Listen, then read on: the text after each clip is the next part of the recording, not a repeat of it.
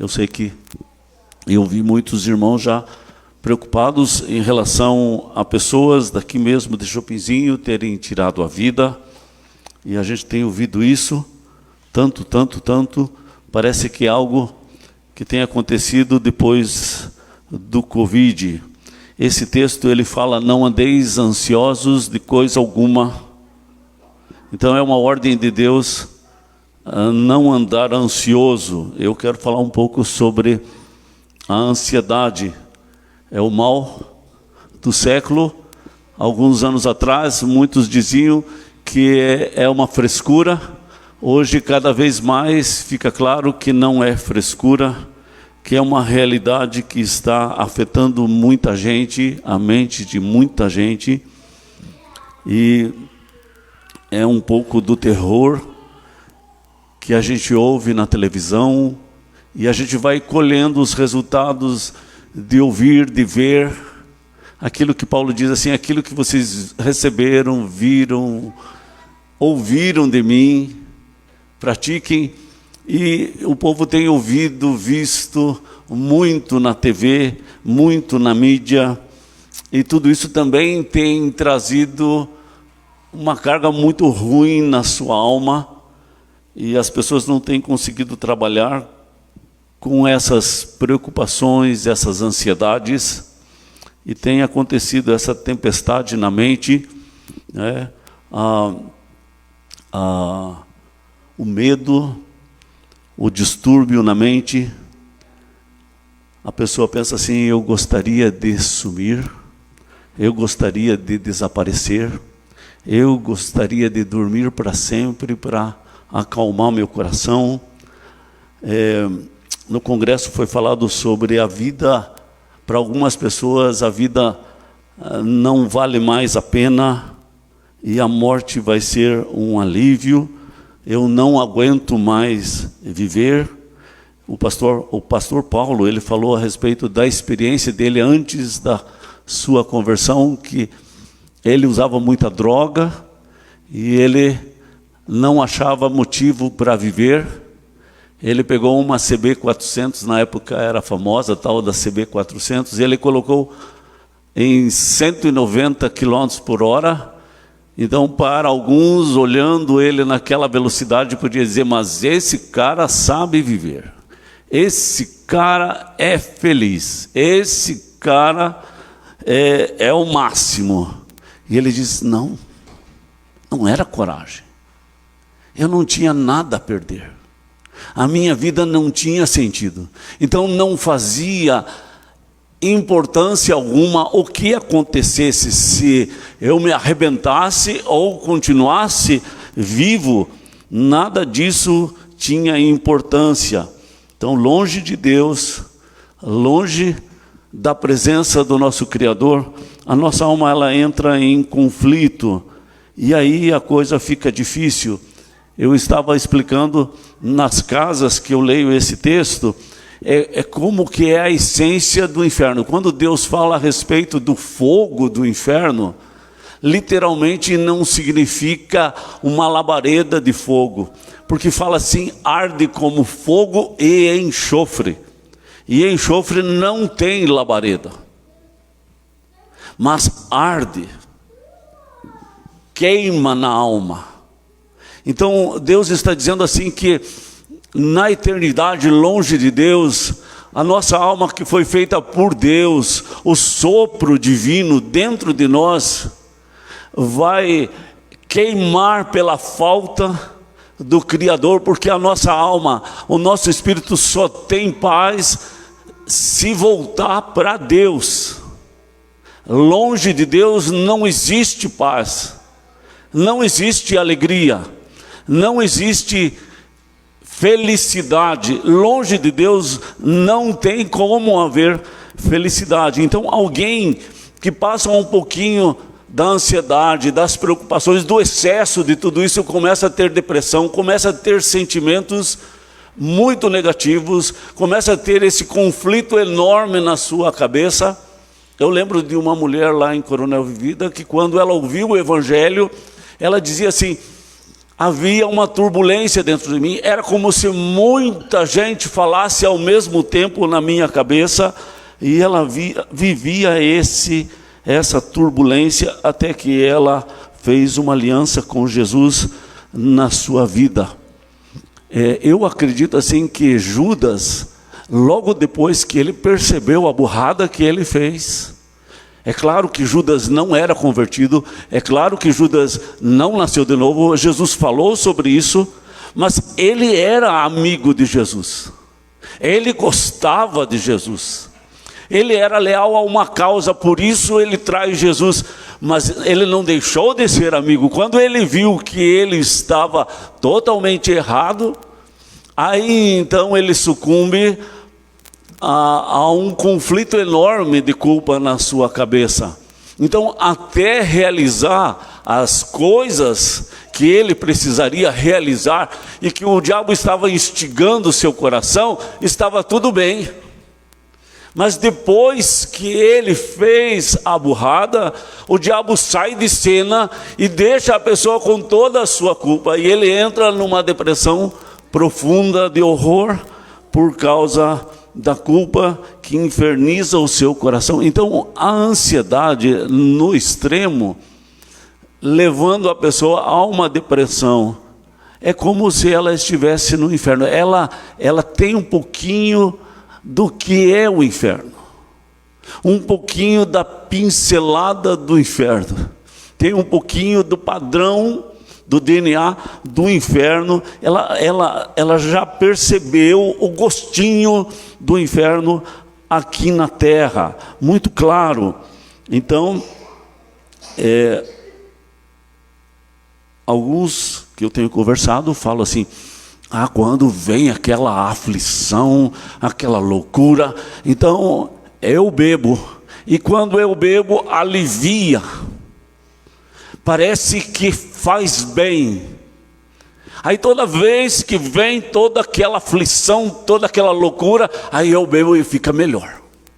Aí eu disse assim, uma coisa que acontece, que o nosso sistema, do nosso organismo funciona assim: a gente quer aquele minutinho do prazer, aquele minutinho da alegria, aí o nosso organismo, ele fabrica toda aquela loucura, ele fabrica essa confusão, para que aí venha aquele minutinho do prazer, aquele minutinho da alegria. O nosso organismo, ele age dessa forma, ele nos sacaneia, sabia? Deus disse sobre isso, Deus disse que: Caim, o teu desejo será contra você. Você precisa se dominar. O mal, o pecado está à porta.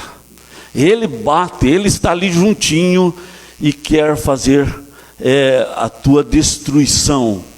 Então, a gente precisa prestar atenção como é que funciona o nosso sistema, né? Jesus, ele fala lá em João 14, verso 27, ele diz assim, foi a oração do Sérgio: deixo-vos a minha paz vos dou, não dou como o mundo dá.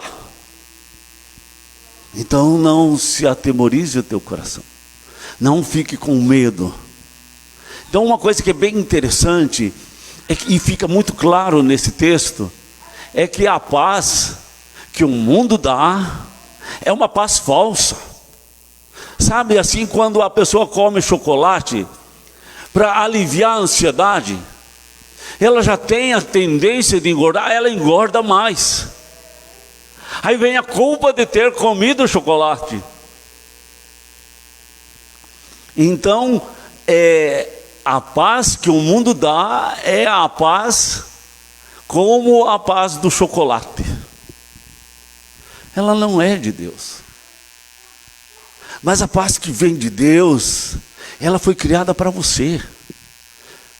Porque nós somos sopro de Deus. E Ele pode trazer a paz ao nosso coração. Então, deixo-vos a minha paz eu te dou. No Salmos 23, o salmista diz assim: o Senhor prepara uma mesa na presença dos meus adversários. E eu não tenho medo dos meus adversários. Ali diz: não se atemorize. Porque na verdade a paz de Deus é contrária ao medo, à ansiedade. E ele diz assim: ele prepara uma mesa na presença dos inimigos, na presença do diabo, na presença dos demônios, na presença daqueles que são contra a tua alma. Ele prepara uma mesa e você pode comer, e você pode se deliciar, e você pode ser feliz. Porque uma pessoa poderia exatamente andar com uma moto e sentir assim a brisa gostosa. Um filho de Deus, ele poderia se deliciar com aquela brisa gostosa da moto e ser feliz, não por causa da moto, não por causa da brisa, mas por causa da felicidade que Deus lhe dá. Ele tem como encontrar a felicidade, porque a felicidade está em Deus e não na moto, não na brisa. Mas ele tem como sentir aquela brisa e achar tão jóia aquela brisa. Ele tem como se deleitar nas coisas que Deus faz, na comida, no sabor da comida, em admirar um pinheiro e reconhecer a glória de Deus naquele pinheiro, ou ir lá nas cataratas do Iguaçu e glorificar a Deus, porque ele consegue contemplar Deus ali, porque Deus é o seu auxílio, é o seu alívio. Em 1 Coríntios 10, 31 ele diz: portanto, quer comais, quer bebais, ou façais outra coisa qualquer, faça tudo para a glória de Deus. Quer dizer, você pode comer, você pode beber, você pode rir, você pode jogar bola, você pode trabalhar, mas você pode com tudo isso ser feliz. E não ser feliz por ter essas coisas, mas porque você tem um bom relacionamento com o teu Criador. Lá em Provérbios capítulo 4, verso 23, ele diz: sobretudo, guarda o teu coração. Sobretudo, vigia o teu coração. Proteja o teu coração, porque dele procedem as fontes de vida. É como se você gastasse dinheiro para proteger uma fonte que você tem água para você beber e a tua família beber. Em vez de você gastar dinheiro para ter um carrão, uma casona, você vai gastar dinheiro primeiro na fonte da água, para que todos que vão beber, bebam uma água que realmente seja limpa, que não esteja contaminada. E ali está falando do que você pensa. Aquilo que ocupa o teu pensamento, aquilo que é mais importante na tua vida. Em Efésios capítulo 6 ele fala assim, do capacete que você precisa colocar na tua cabeça. Quando um soldado está numa guerra e ele tem o capacete, às vezes a bala acerta no seu capacete e ele nem sabia que aquela bala viria, e ele não morre, porque o capacete está ali para protegê-lo. Assim ele está dizendo, você precisa pôr o capacete de Deus, para proteger teus pensamentos, o capacete da salvação, do relacionamento com Deus, da certeza da vida eterna, que é a coisa mais importante que você tem, e ele vai te proteger em momentos que você nem imaginava. Vai passar a pandemia e às vezes você não vai sentir nada, efeito colateral nenhum. Por quê? Porque Deus te protegeu, Deus te guardou, né? O pastor Paulo, ele estava falando lá no congresso a respeito de um pastor que ficava dormindo até meio-dia, meio-dia e meia. Por quê? Porque ele também não estava achando sentido na vida. E é isso que tem acontecido com muita gente, porque não tem colocado esse capacete, não tem protegido os seus pensamentos, a sua mente. E aí, até mesmo pastores, ficam assistindo muitas porcarias, séries, isso e aquilo, e não se dedica a Deus. E nós estamos vivendo num tempo onde as pessoas não conseguem mais ter tempo de orar, não tem assunto para orar, não consegue ficar de joelho, não consegue refletir, não consegue meditar. A Bíblia diz assim: pondera na minha palavra. Ponderar é parar para ouvir, é ruminar. A ovelha, ela rumina o alimento que comeu. Nós, como ovelhas, precisamos aprender a pegar essa palavra e ficar o dia inteiro ruminando a palavra, não ruminando outras coisas. Eu sempre gosto de pensar assim: se a gente ficasse assistindo televisão o dia inteiro, e daí no outro dia, vamos dizer, 3 dias a gente ficou assistindo televisão, aí no outro dia a gente vai fazer um vestibular, uma prova, um concurso, a mente está cansada, a mente não consegue pensar direito, não consegue calcular direito, não consegue responder aquelas perguntas.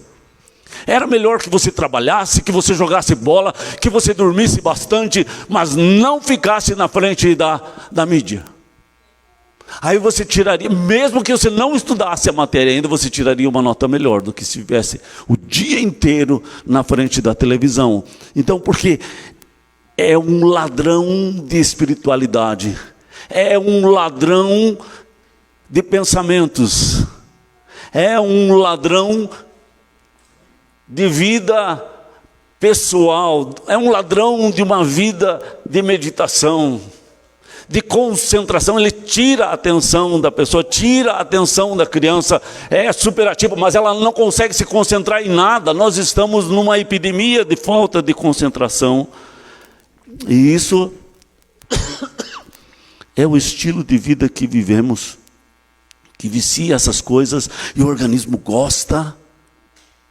E aí não vê a hora do pastor terminar sua pregação para ir para casa e assistir Fantástico, mas não gosta da Globo, mas não consegue deixar de assistir. E eu conheço muitas pessoas que não têm compromisso com Deus, mas tomaram uma decisão de não estar na mídia, né? De não estar sendo contaminado com esse lixo tóxico, né? Gasta tanto tempo falando sobre Lázaro, piada, se divertindo, e famílias sofreram com esse homem. Covid, covas, e a pessoa liga um jornal, daí fica assistindo aquelas covas. Aí liga outro jornal, é outras covas. Aí liga outro jornal, é mais cova. Mas se ouvisse o que o coveiro diz, ele diz: todo ano a gente faz essas covas, todos os anos. Agora com o Covid a gente está abrindo 10, 15, até 50 covas a mais. Só que a informação vem, aquela imensidade, e vai a notícia para o mundo inteiro, e aí apavora, vem o medo, e ele diz assim: a minha paz vos dou, não se turbe o vosso. Turbar é amedrontar. O medo traz tormento, entendeu? O medo é a chave para a derrota. Então a gente não pode cair nessa cilada.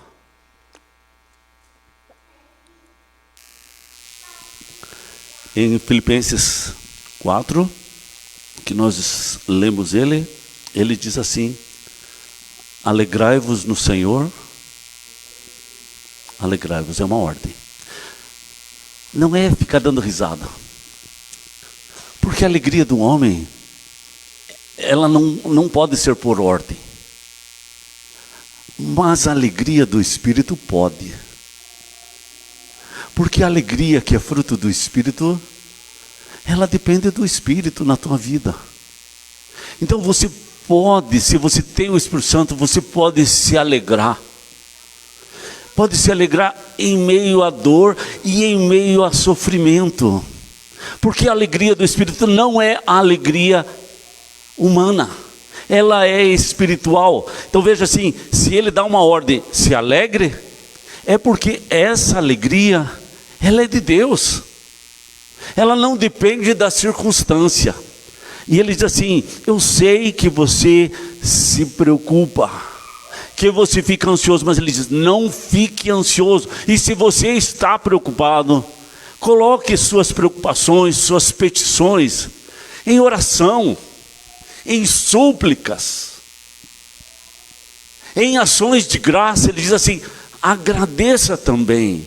Então, na meditação, na reflexão, naquele tempo que você tem a sós com Deus, Deus vai tratar da tua alma. Aí você começa a colocar essas preocupações diante dele, você começa a derramar a tua alma diante dele, e ele vai sarar. E ele fala assim: suplique, chore. O choro pode durar uma noite inteira, mas a alegria vem de manhã. Então isso vai acabar. Vai cessar essa dor, vai cessar essa canseira de alma, porque ele vai curar. Comece a achar pontos onde você pode agradecer. Eu sei que foi uma derrota, eu sei que foi uma perda, eu sei que não foi bom, mas teve coisas que foram boas, e Deus deu livramento em algumas circunstâncias. Agradeça por essas coisas. Sempre vai ter motivos para você agradecer. Lembra assim que a Corre, quando estava no campo de concentração, ela agradeceu pela quantidade de pulga que tinha onde ela estava presa. Por quê? O guarda que vinha molestar as mulheres não vinha mais por causa das pulgas. E você sabe que pulga é um tormento. Eu só de passar no meio onde tinha as pulgas, eu passei acho que 3 dias me coçando o corpo inteiro, porque é terrível. Mas ela achou um motivo para agradecer, porque houve um livramento. Por causa das pulgas, elas não foram também molestadas pelos guardas. Então ele diz assim: a paz de Deus vai vir sobre você. Aí ele diz assim: o que você tem que pensar? Você tem que mudar o teu pensamento. Tudo o que é?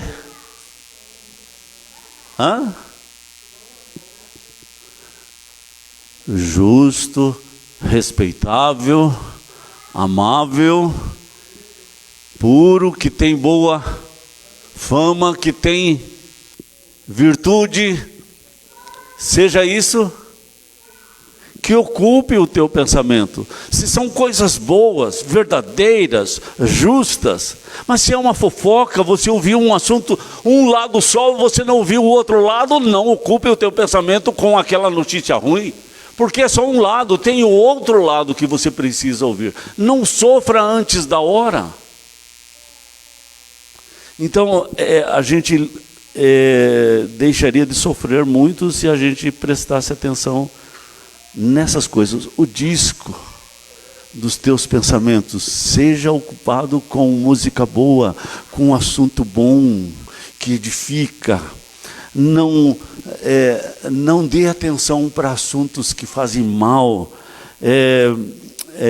que é como se fosse terra, cascalho, e a tua mente é como se fosse um moinho, e aí aquela terra vai contaminar. Não dê atenção para esses assuntos que são ruins. E ele dizia: a paz de Deus vai ser com você.